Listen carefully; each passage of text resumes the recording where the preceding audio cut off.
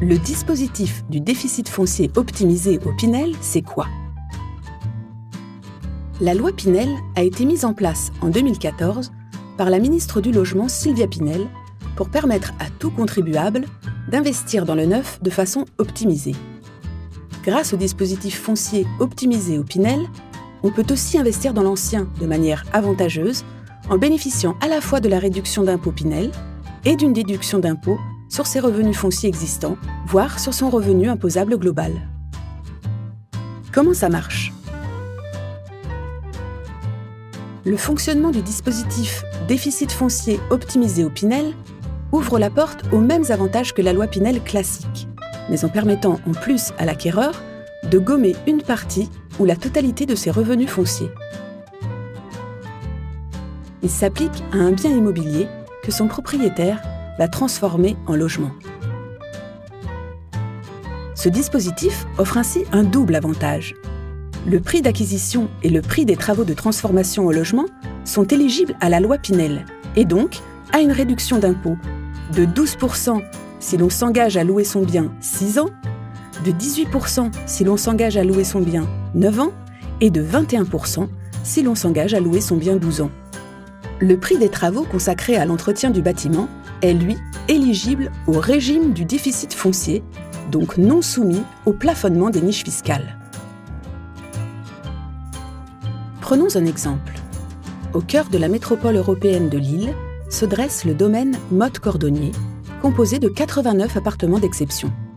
Ce couple souhaite acheter un de ces appartements pour réaliser un investissement locatif. Ensemble, ils gagnent 170 000 € par an, ont un revenu foncier annuel de 40 000 € et sont soumis au taux marginal d'imposition de 41%. Grâce à cet investissement, ils bénéficieront d'un avantage fiscal important. Comment calculer cet avantage? Le prix d'achat du bien est de 80 000 €, mais le couple devra engager 240 000 € pour financer les 2 années de travaux nécessaires à la transformation en logement de ce bien. Sur ce montant, 100 000 € seront destinés à la pure transformation en logement et 140 000 € seront consacrés aux travaux d'entretien du bâtiment. Au total, le couple investira donc 320 000 €. Faisons le calcul.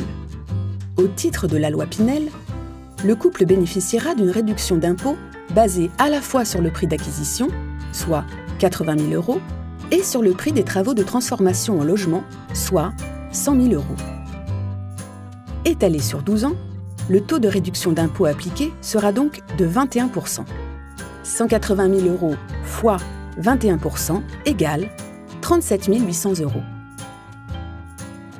Au titre du déficit foncier, le couple pourra déduire les travaux d'entretien du bâtiment, soit 140 000 €, de ses revenus fonciers ou de ses revenus globaux. Tout d'abord, au cours de chacune des 2 années de travaux, le couple pourra déduire 40 000 € de ses revenus fonciers, 140 000 € moins 2 fois 40 000 € égale 60 000 €. Ensuite, sur ces 60 000 € restants, 10 700 € pourront être également déduits de leur revenu global au cours de ces 2 années de travaux. Le solde de 38 600 € correspondant à 60 000 € moins 2 fois 10 700 € sera imputé sur le revenu foncier des 10 années suivantes.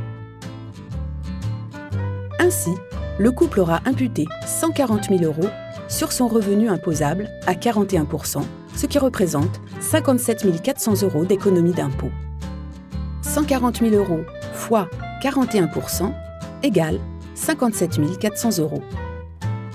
Finalement, grâce au double avantage du dispositif du déficit foncier optimisé au Pinel, le couple aura bénéficié d'une économie d'impôt globale de 95 200 € au total, correspondant à 37 800 € plus 57 400 €.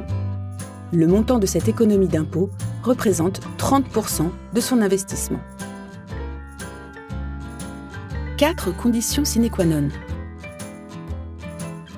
Pour pouvoir bénéficier du dispositif du déficit foncier optimisé au Pinel, l'immeuble doit être situé dans une des zones Pinel A, A bis ou B1. L'immeuble doit être un ancien local industriel ou commercial, pouvant être modifié en logement. La mise en location doit être de longue durée, 6, 9 ou 12 ans. Enfin, la location doit respecter les conditions de plafond de loyer et de revenus du locataire. 6 raisons d'investir avec le dispositif du déficit foncier optimisé au Pinel.